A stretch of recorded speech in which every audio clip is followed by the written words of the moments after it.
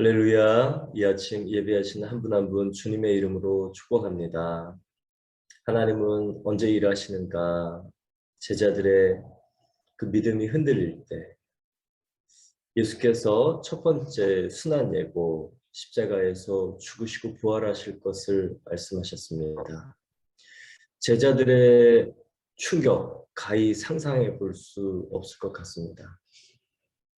예수님은 공생의 2년 반 동안에 있었던 일들을 생각해 보면 정말 체제를 바꾸시고 또 로마의 압제에서 이스라엘을 해방시킬 수 있을 만한 그런 능력을 가지신 분이셨고, 이 땅에서 일어나는 여러 가지 일들, 그 이상의 일들, 무엇을 상상하든 그 이상의 일을 하신 분이었기 때문에 예수께서 제사장 또 장로들에게 고난을 받고 죽임을 당한다는 것 자체가 받아들여지지 않았을 겁니다. 하나님은 언제 일하십니까? 그 믿음의 혼돈이 올 때, 정말 하나님의 일하심인 줄 알고 따라왔고, 하나님의 기대가 우리의 기도를 통해서 하나님의 일들이 나타날 것이라는 기대가 있어서 따라왔던 순간, 그 순간의 혼돈. 그러나 오늘 하나님께서는 그 제자들에게 나타나셔서 말씀해 주십니다. 오늘 저와 여러분에게 드리는 첫 번째 메시지, 제자들의 신앙적인 혼돈, 또 열심, 또 헌신, 그것이 이해가 안 되는 순간 있죠. 어떤 순간입니까? 십자가의 순간, 고난의 순간, 내 주변에 원치 않는 일들이 일어났을 때, 그럴 때 신앙의 혼돈이 옵니다. 그런데 그때 혼돈만 있지 않고 십자가만 있지 않고 하나님의 위로의 나타나심이 반드시 있다는 것, 오늘의 메시지입니다. 부활하신 예수님을 처음으로 목격한 사람은 막달라 마리아였어요. 근데 예수님을 못 알아봤습니다. 왜 못 알아봤을까요? 예, 물론 예수님이 살아나셨을 거라는 이 기대감이 없었기 때문에, 예수님 말씀하셨지만 그 말씀을 믿지 않았기 때문에 예수님의 나타나셨는데도 알아보지 못했습니다. 예수께서 우리에게, 또 하나님께서 우리에게 두려워 말라, 낙심하지 말라, 또 반드시 내가 너와 함께 있으리라 라는 그 말씀을 우리가 믿지 못한다면 우리의 혼돈과 고난의 때에 하나님께서 우리에게 나타나도 우리가 못 알아볼 수 있습니다. 그러니 오늘 하나님은 내 위기의 때에 꼭 나타나신다. 여러분 이렇게 믿으면 하나님 일하시는 게 보일 줄 믿습니다. 또한 마리아가 왜 예수님을 못 알아보았는가? 슬퍼서 눈물을 흘려서 자기 감정에 매몰돼서 예수님이 안 보이는 것이죠. 그래서 여러분 감정에 매몰된 사인들을 잘 분별할 수 있기 바랍니다. 감정은 우리에게 주시는 하나님의 사인이에요. 좌절되면 마음이 우울하고 또 무엇이 잘 어그러질 것 같을 때 불안하고 또 어떻게 되지 원하는 것이 되지 않을 것 같을 때 두려운 마음이 엄습해 옵니다. 감정이 이상해질 때가 바로 하나님께서 나에게 자기 부인을 요구하실 때입니다. 그 감정이 이상할 때 감정에 매몰돼서 감정대로 하면 사탄이 나를 사용하는 것이고, 그 감정을 인식하고 하나님이 기대하신 믿음의 반응을 하면 하나님이 일하십니다. 막달라 마리아처럼 감정에 매몰되어 있지 않고 오늘 나의 혼돈의 때 하나님 일하실 것이야. 내가 지금 이렇게 마음이 조금 이상하지만 하나님께서 나를 더욱 가까이 부르시는 하나님의 사인이야. 반대정신, 자기 부인이라는 그 말을 다른 말로 바꾸면 반대정신이죠. 반대정신으로 하나님 앞에 서면 급기가 아니고요. 하나님이 원하시는 마음으로 서는 것.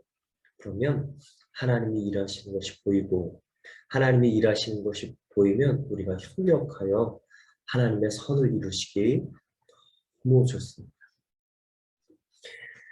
또 예수께서 이 제자들에게 보면 이제 여수의 베드로와 야고보와 그 형제 요한을 데리시고 따로 높은 산에 올라가셨어요. 예수께서 많은 제자들에게 한꺼번에 변화산의 모습을 보이셨다면 어떻을까? 아니, 하나님께서 이 세 제자뿐만 아니라 12제자, 아니, 그냥 500여 사람에게 일시에 예수님의 본 모습을 보이셨다면 어땠을까? 아니, 조금 더 예루살렘에 모든 모여있는 모든 사람, 이때는 이제 초막절이라고 합니다. 거의 3대 절기의 중요한 절기이기 때문에 인구 10만, 15만 메가시티의 예루살렘 도시에 이렇게 3대 절기가 되면 50만, 60만 명의 디아스포라 유대인들이 온다고 합니다. 어차피 한번 보여주실 예수님의 모습이라면 전체가 모여있는 50만 명이 한꺼번에 나타나시면 얼마나 좋을까. 근데 예수님의 방법, 하나님의 방법은 똑같은 것 같아요. 예. 믿음을 원하시는 십자가 없이 부활하고자 하는 우리의 그 바람이 아니라 십자가를 지난 믿음, 십자가를 지나면 반드시 이 부활이 있다는 것을 보여주는 하나님의 방식.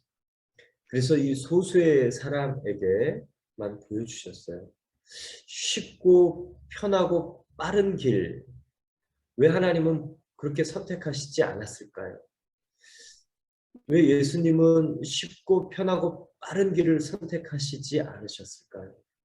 왜 우리에게 즉각적인 이 상황을 바꾸시거나 즉각적인 이 요청들을 즉각적으로 해결하시지 않을까요?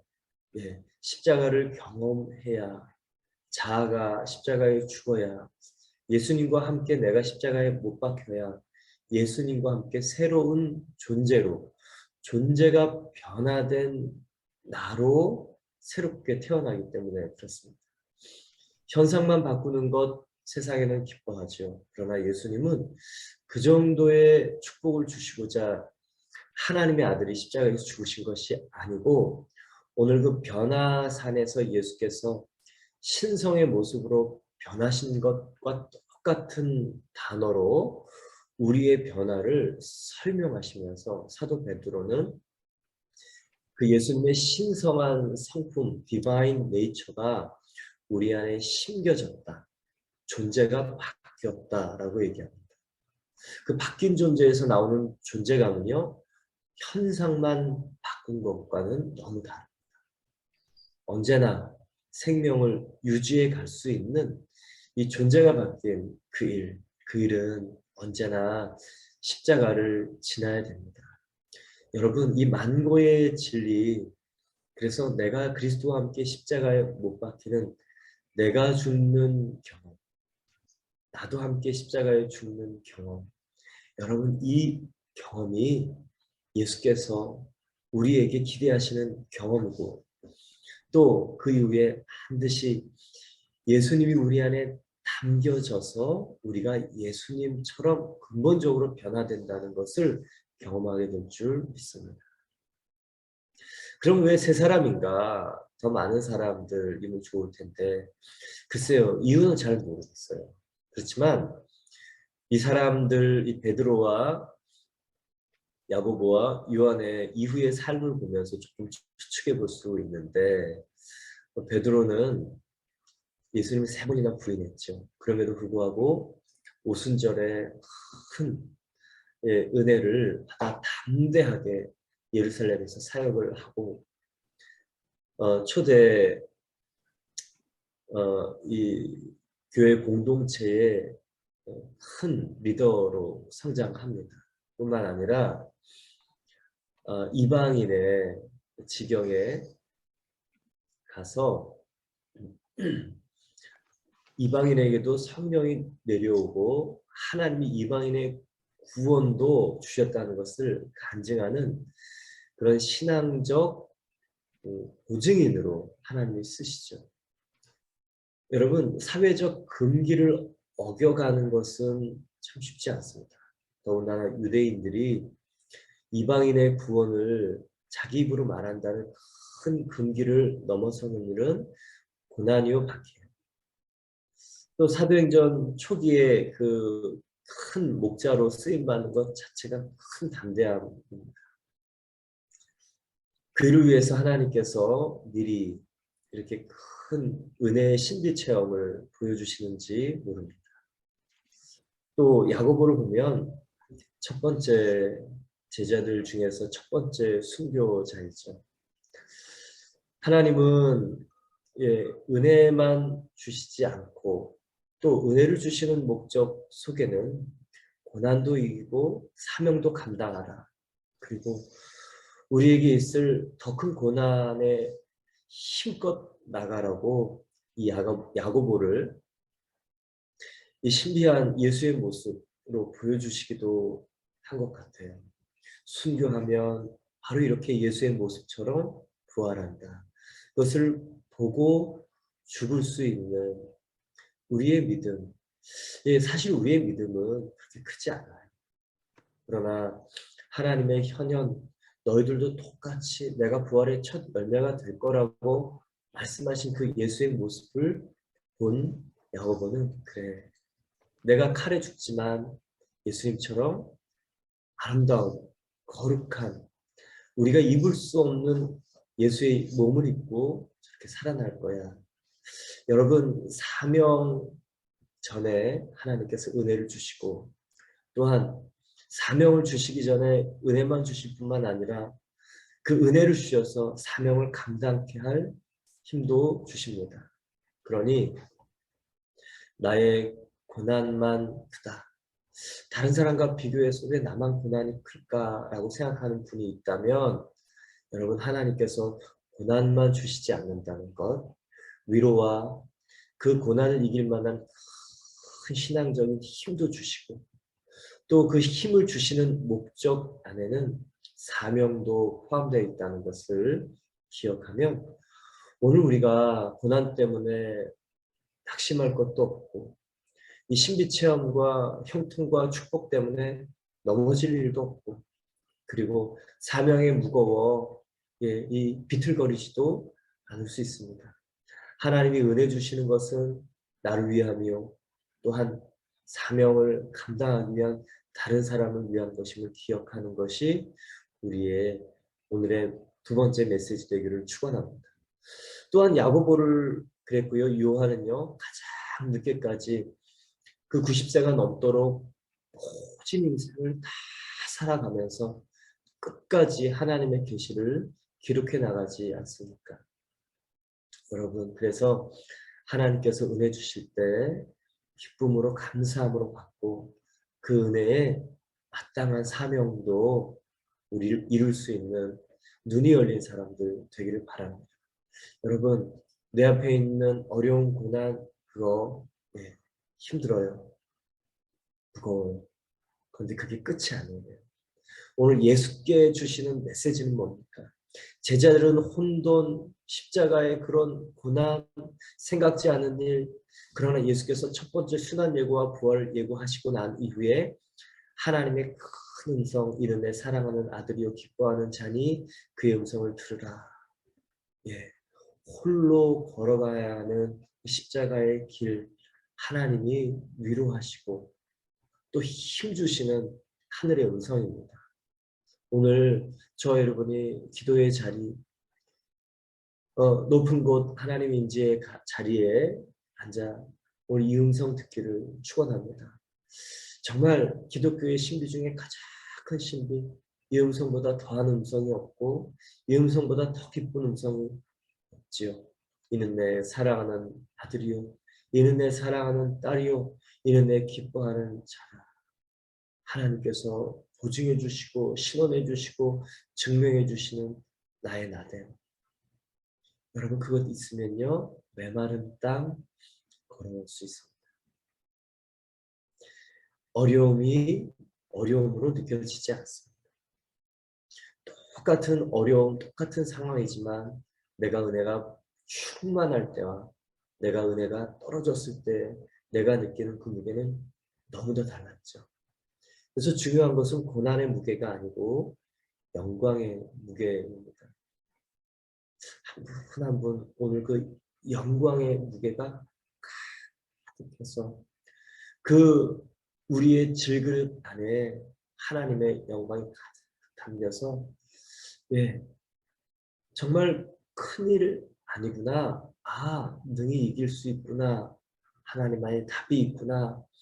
하나님은 수가 많으셔서 어떻게라도 하실 수 있는 분이시구나. 하나님이 크게 보이고 예수님이 크게 보이고 말씀이 믿어지는 하루 되기를 축원합니다. 이제 그들 앞에서 변형되사 그 얼굴이 해같이 빛나며 옷이 빛과 같이 휘어졌더라. 원래 예수의 모습이었죠. 예, 겉모습이 변한 것이 아니고 근본적인 모습으로 외면까지 바뀌는 모습. 근데 이 단어가 예수님에게만 해당하는 것이 아니고요.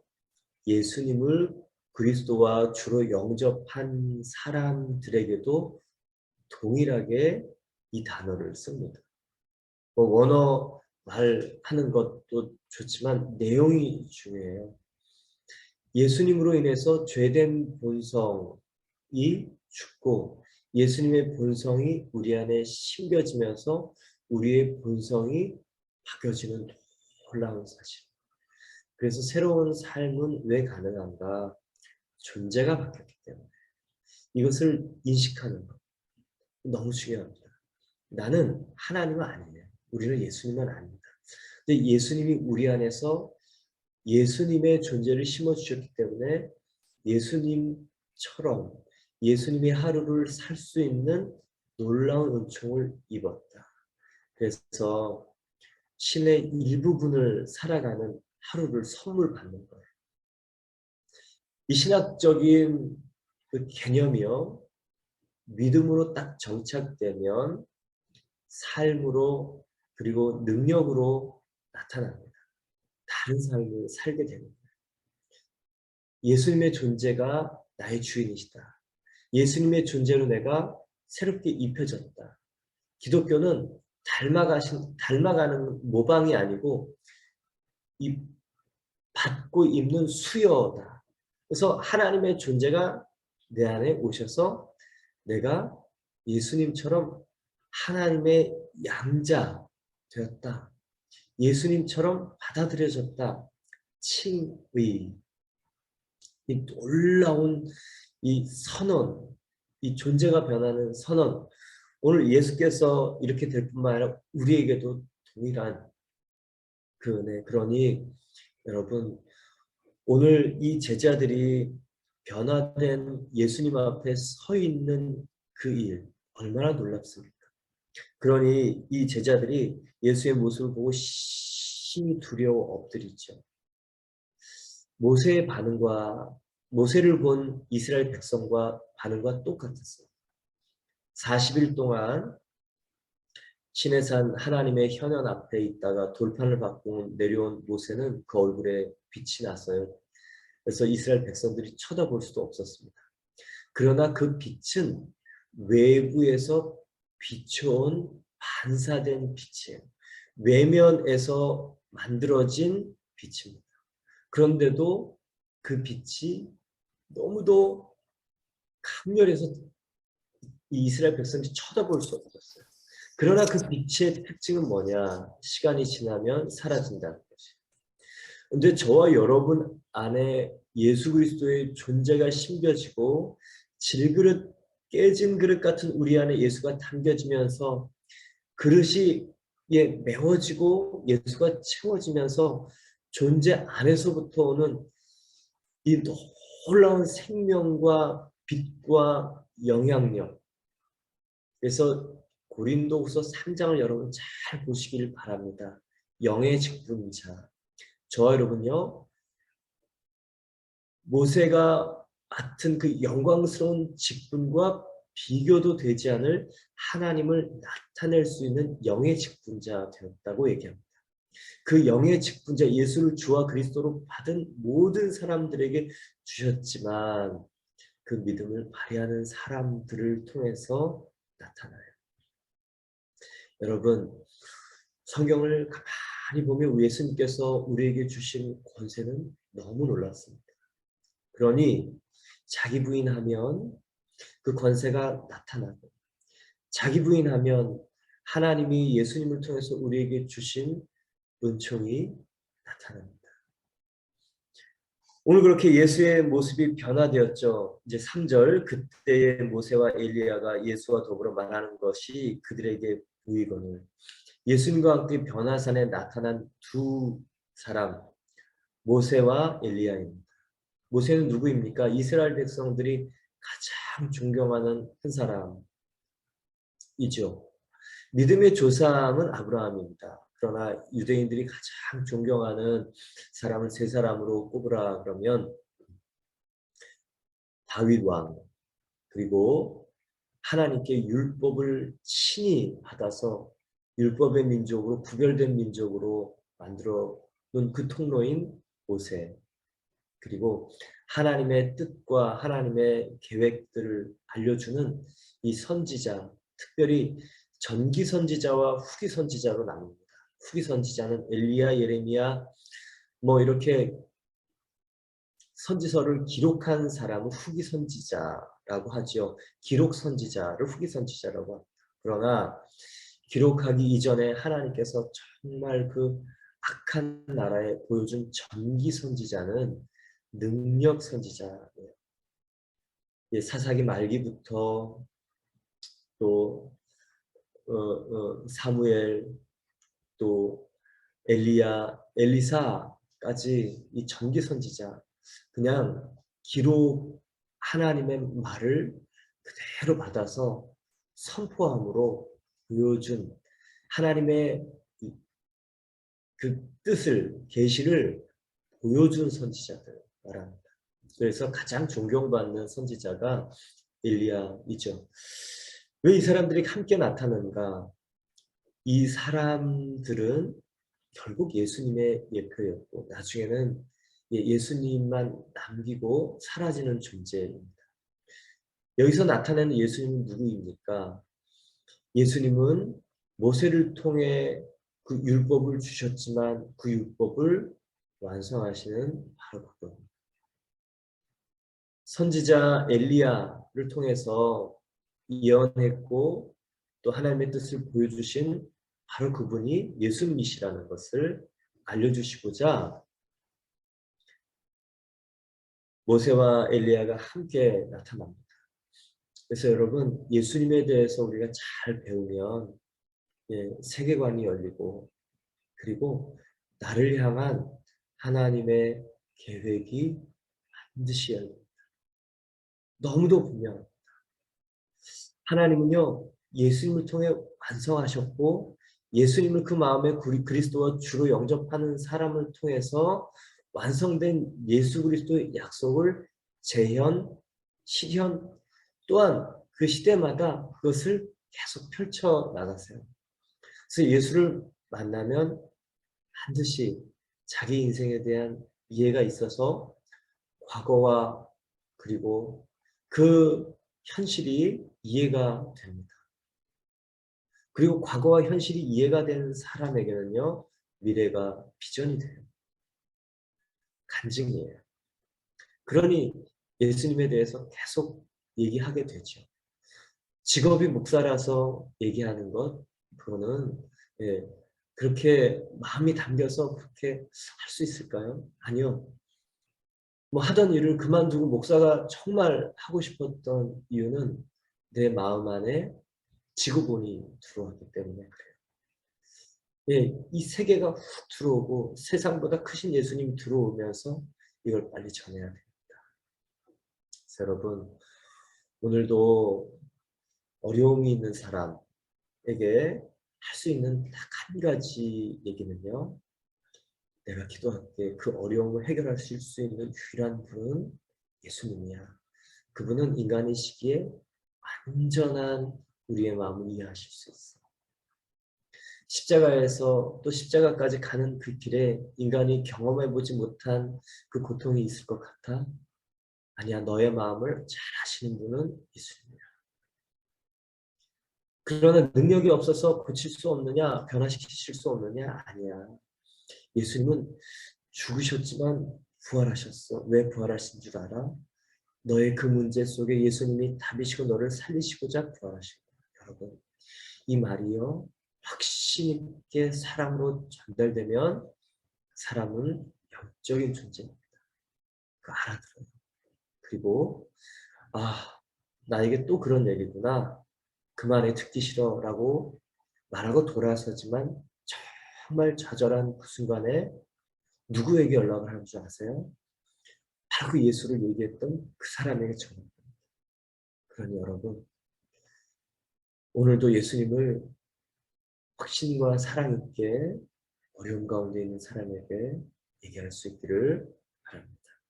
그래서 그 사람이 붙들고 나올 수 있는 예수님, 그 붙들고 나올 수 있는 끈을, 오늘 생명의 줄을 여러분 오늘 던지는 하루 되기를 축원합니다. 베드로가 이제 얘기하죠. 주여, 우리가 여기 있는 것이 좋사오니 만일 주께서 원하시면 내가 여기서 초막셋을 짓고 하나는 주님을 위하여, 하나는 모세를 위하여, 하나는 엘리야를 위하여 하리이다. 자기들이 기대하던 추앙하던 그 두 존재를 보니 얼마나 좋겠습니까? 얼마나 좋겠습니까? 그러니 얼마나 거기에 머물고 싶겠습니까?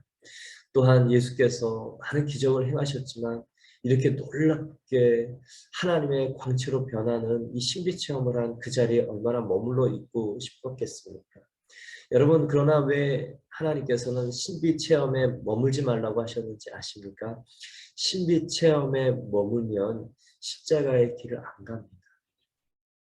오늘 예수께서 첫 번째 순환 예고와 부활을 말씀하시고, 그리고 하나님께서 예수님을 통해서 변화산의 기적을 보여주신 이유는 제자들에게 십자가에서 죽으시는 그분이 하나님의 아들이시라는 것을 보여주시면서 신앙의 혼돈과 낙심을 이기라는 것이에요. 그리고 예수님에게는 그 십자가의 길을 힘껏 걸어가 나중에 부활 이후에 나타나게 될 감추어진 그 예수를 다시 한번 떠올려 주시면서 힘내라는 격려입니다. 그런데 신비체험으로 신비주의에 머무는 사람들의 특징은요, 십자가가 없어요. 어느 순간에 십자가 없는 자신이 그 자리에 앉아 있습니다. 여기가 좋습니다. 십자가 없는, 이 고난 없는 부활과 영광만을 기대하는 그 자리에 앉게 되면 변질되죠. 여러분, 신비체험이 나쁜 것입니까? 아니요, 결코 그렇지 않아요. 오늘 하나님께서 허락해 주시잖아요. 신비체험의 목적은 무엇입니까? 부활을 향해서 십자가를 지나가라. 신비체험이 목적이 아니고 십자가를 지난 부활이다. 그리고 내가 너와 함께 할 것이니 힘을 내서 힘껏 걸어가라 라는 것입니다. 여러분, 많은 신비체험 할 수 있기를 바랍니다. 그러나 오늘 예수께서 내일 본문에 산에서 내려오시잖아요. 왜요? 신비체험의 결과는 내 삶의 일터에서 산에서 내려온 다음부터 나타나야 진짜 신비체험입니다. 여러분, 정말 하나님께 구하고 하나님께서 주시는 이 생명의 영향력, 거룩한 신비체험 있기를 바랍니다. 하나님을 정면으로 만난 사람들은요, 바뀔 수밖에 없어요. 사도 바울이 바뀌었죠. 더 얘기할 필요 없는 일입니다. 그러나 그것을 유지해야 되는 딱 한 가지 이유는요, 많은 사람들을 살리고자 하는 미랄신앙, 십자가신앙, 그 생명의 씨앗을 심고자 하는 이 신비의 그 은혜. 여러분, 그 은혜를, 그 신비의 목적을 기억하고 있다면 변질되지 않아요. 그리고 이기적인 자기만을 위한 신앙이 되지 않습니다. 저는 여러분이요, 많은 신비 체험하기를 바랍니다. 그리고 기독교는 신비주의는 아니에요. 근데 기독교 자체가 신비죠. 하나님이 인간의 몸을 입고 땅에 오셨는데 어떻게 그게 신비가 아니겠습니까? 그 예수님이 나를 위해서 죽으시고 부활하시고 내 안에 들어오시겠다고 노크를 하시는데 그게 어떻게 신비가 아니겠습니까? 그리고 내 안에 주인 되시면 그 예수 그리스도의 삶이 나타나는데 어떻게 신비가 아니겠습니까? 극기와 자기 훈련과 자기 부정이 아니라 예수님의 뜻을 순종할 때 일하신다는 그 놀라운 인간의 협력과 함께 일하시는 그 놀라운 신성이 신비가 아니며 어떻게 설명이 되겠습니까? 그러니 예수님을 생각할수록 얘기하고 싶어지고 말하고 싶어지고 전하고 싶어지고 나타내고 싶어지죠. 오늘 저는요 예수님 안에 깊이 들어가면 반드시 생명의 증거들이 우리가 이해할 수 없는 이성을 초월한 방법으로 우리에게 있어요. 그러나 중요한 건 그 신비의 목적은 하나님의 영광을 나타내는 목적은 우리에게 주신 사명입니다. 성령이 너에게 임하시면 너희가 권능을 받고 예루살렘과 온 유대와 가기 싫은 그 사마리아와 그리고 정말 가고 싶지 않은 땅끝까지 이르러 내 증인이 될 것이다. 살려라. 생명을 살려라. 여러분 생명을 살리고자 하는 사람들에게 하나님께서 아무 능력도 주시지 않고 아무 힘도 주시지 않겠습니까? 그럴 수 없죠. 하나님께서 사명과 함께 증거와 함께 능력과 함께 하나님을 담아주세요. 하나님을 담아주세요. 고린도후서 3장 오늘 깊이 읽으시고 4장 깊이 읽으시길 바랍니다. 예수가 나의 주인이시면 그 특징이 그 약속이 내게 있어서 이제 사용하면 되는 것이죠. 자기도 모르는 얘기를 지금 베드로가 하고 있어요. 그때 하나님께서 나타나시 또 한 번 얘기하십니다. 말할 때 호련히 빛난 구름이 그들을 덮으며 구름 속에 소리가 나서 이르기를 이는 내 사랑하는 아들이요 내 기뻐하는 자니 너희는 그의 말을 들으라 하는지라. 이 음성은 마태복음 3장 17절 예수님께서 요단강에서 세례를 받으시고 올라오실 때 성령이 비둘기처럼 내리시고 하늘문이 열려서 하늘에서 음성이 들려서 이는 내 사랑하는 아들이요 기뻐하는 자라 말씀하셨어요. 모든 사람을 위해서 대신해서 세례를 받으시는 그분이 누구이신가 하나님의 증명입니다. 죄 있어서 받는 것이 아니고 하나님의 아들이 받는 것이다. 내 사랑을 기뻐하는 자가 너희를 대신해서 받는 것이다. 또한 십자가에서 죽으시는 그 예수님의 순한 예고를 통해 하나님이 또 한 번 말씀하시죠. 십자가에 죽는 존재는 죄가 있어서 죽는 존재가 아니고 바로 내 아들이다. 모세는요 이스라엘 사람들이 굉장히 추앙하는 정말 그 사람인데도 불구하고 그 사람의 호칭은 뭐냐면요 하나님의 종 모세, 내 종. 그래서요 엄청난 호칭이었어요. 하나님의 종, 내 종 모세라고 불렀고요. 오늘 예수님은요 사랑하는 내 아들이다. 근데 여러분 기도 중에 이 음성 한번 들어보십시오. 그냥 눈물이 그냥 콕 튀어나와요.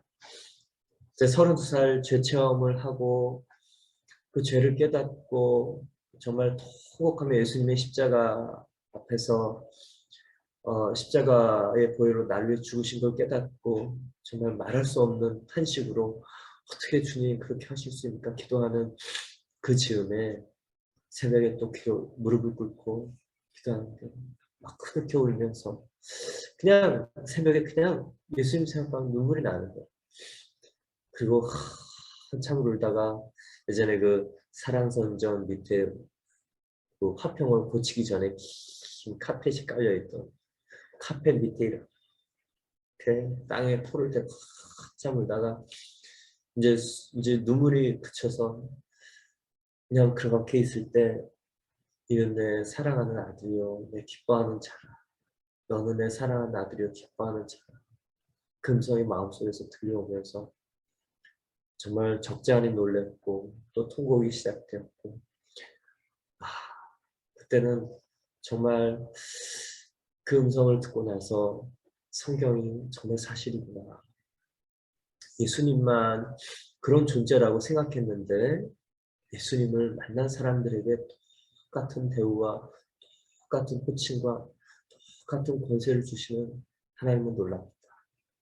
여러분, 가장 큰 신비 체험은 무엇인지 아십니까? 내가 널 위해서 아들을 주었고 내가 너를 사랑한다. 여러분, 이 음성 들으면 모든 것 이길 수 있습니다. 고난의 무게보다 하나님이 나를 달아보신 그 예수님의 무게와 값으로 나를 쳐주신다는 그 은혜가 내 안에 분명해지면 우리 안에 이기지 못할 것이 없고요. 견디지 못할 것이 없고요. 또 하지 못할 그 사명이 없어요. 이 음성 듣기 전에 성급하게 일하자. 아니요. 죄송합니다. 말을 잘못했어요. 이 음성을 구하고 그리고 일하는 것. 그리고 이 음성을 듣고 일하는 것. 이 음성을 하나님께서 알려주시기를 원하고 정말 준 자와 받은 자만 알아서 왜 남들이 저렇게 일하고 헌신하고 살아가는지 누가 물을 때 그냥 웃으면서 얘기할 수 있는 이유를 다 설명하지 않아도 나는 알아. 그런 신비체험. 그 체험이 진짜 신비체험.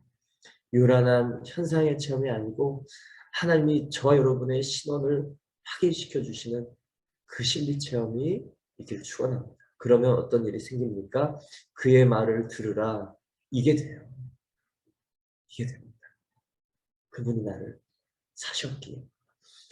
예수님의 십자가 보혈로 나의 소유주가 되셨기 때문에.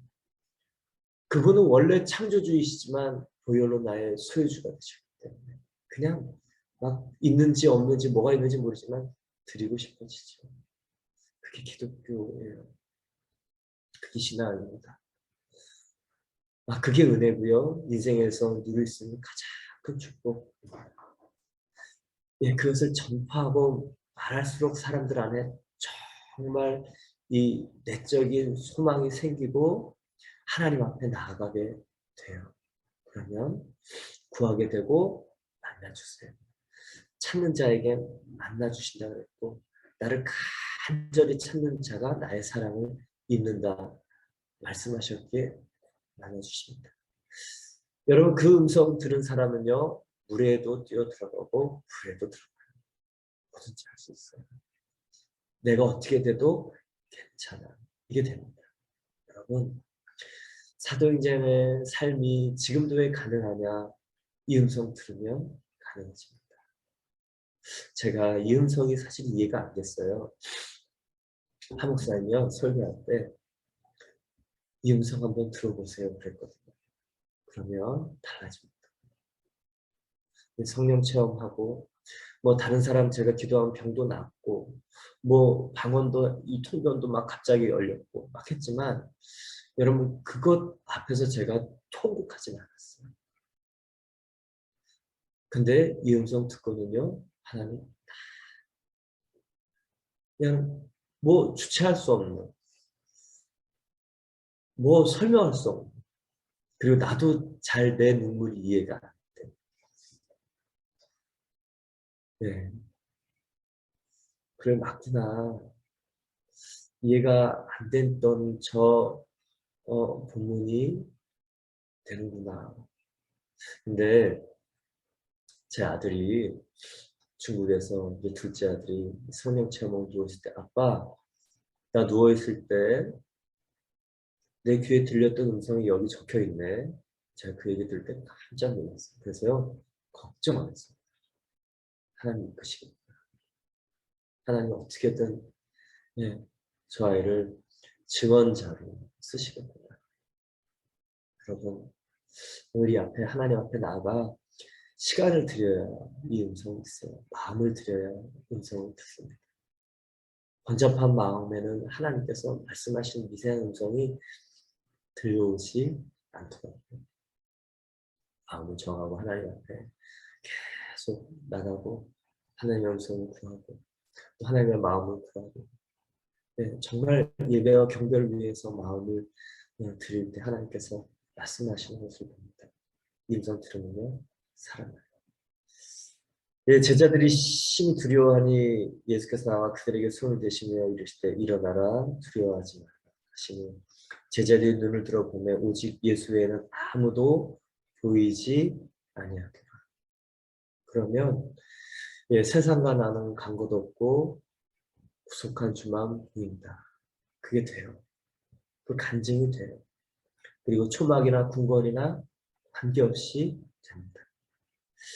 예, 그 말씀이기도 하지만 오늘 오직 예수 외에 아무도 보이지 아니하더라. 십자가 질 존재는 유일하게 한 분이라는 것을 다시 한번 하나님께서 나타내 주십니다. 그러나 오늘 이 변화산의 메시지 십자가가 끝이 아니고요. 변화된 이 부활로 본 모습을 예, 살아내실 그 예수님을 제자들에게 알리십니다. 여러분 우리는 이 변화산의 예수님을 보지 못했지만 믿음으로 볼 수 있어요. 예, 보지 않고 믿는 자는 더 복되다. 이미 증거가 충분합니다.